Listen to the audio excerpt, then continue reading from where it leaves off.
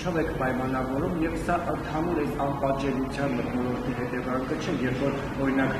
3 միլիոն վարչապետերից մեկը տեսնում է, որ մի վարչապետ, օրինակ Նորքի թաղապետը պայմանական մարդ է ծեծում, ուղիղ երկերում, հետևաբար ինքն էլ որպես վարչապետ կարա մեկ այլ մարդ ծեծի եւ այդ մեկ մարդը պարզվում է, որ ուժ աշխատող է։ Ընդհանուր առմամբ բռնության նկատմամբ մենք բոլորս պետք է զրո հանդուրժողականություն ունենանք, անկախ նրանից բռնության հեղինակը ով է եւ ում նկատմամբ է այդ բռնությունը կիրառվում։ Ես իմ գրառման մեջ էլ նշել էի, որ կարծում ենք այս սիստեմատիկ դեպքերի հետ կապված առանձին քրեական գործերից բացի մենք հետևողական գնում ենք, որպիսի քրեական գործերի հարուցման ուրեմն շրջանակներում այդ անձինք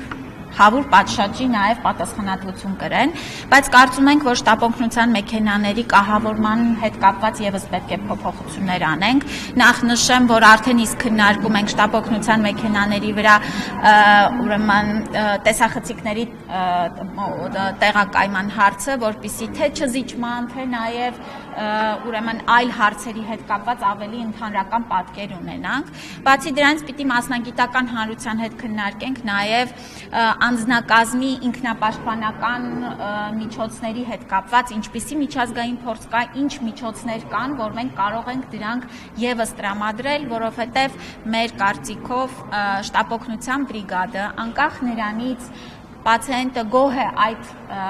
ուրեմն բրիգադի աշխատանքից թե ոչ, գոհ լինել կամ չլինելը այլ ձևաչափով, այլ տեղում պետք է արտահայտվի եւ բացառվի որևէ մեկի նկատմամբ բռնության կիրառումը։ Հնարավոր է քննարկումների արդյունքում օրինակ նաև որոշում կայացվի, որ հատկապես գիշերային ժամերին, շտապօգնության մոտակա բրիգադների եւ ոստիկանության աշխատակիցների Կարծում եմ, որ այդ տարբերակը չէ, որովհետև դա եւս համակարգային ծանրաբեռնվածության չպիտի հանգեցնենք եւ ըստ էության այս բացառիկ դեպքերի պատճառով մարդկանց հավելյալ տագնապ չներշնչենք, որ շտապօգնության մեքենայի հետ ոստիկանության մեքենա էլ է գալիս, չէ, մենք կուսումնասիրենք այլ ձևաչափեր, ինչպիսին կան աշխարհում կիրառվող անհատական պաշտպանության կան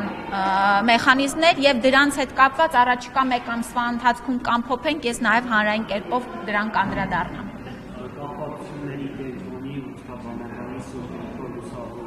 ԲԿ-ի ինֆեկցիոնի հոգեկան առողջության պահպանման կենտրոնի աշխատակիցների